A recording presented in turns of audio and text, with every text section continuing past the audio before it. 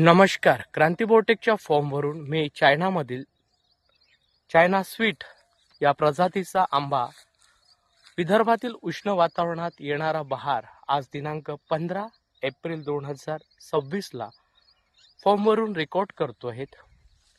बहाराचे तुरे आलेले आहेत.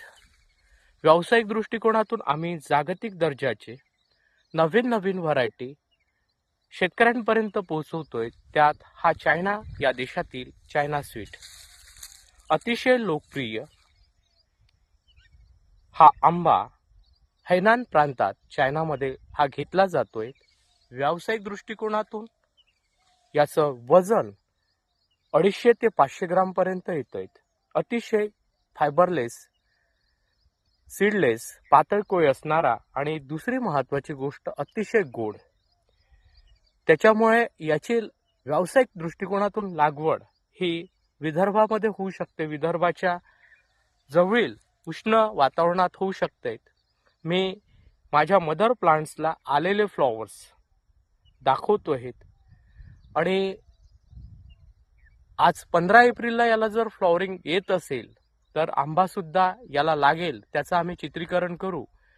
याची व्यावसायिक शेती आपण निर्यातक्षम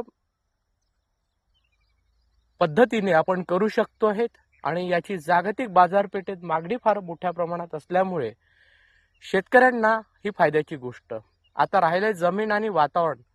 जमीन याला कुठल्याही जमिनीत आपण घेऊ शकतोय, मध्यम असो, हलक्या असो आणि भारी.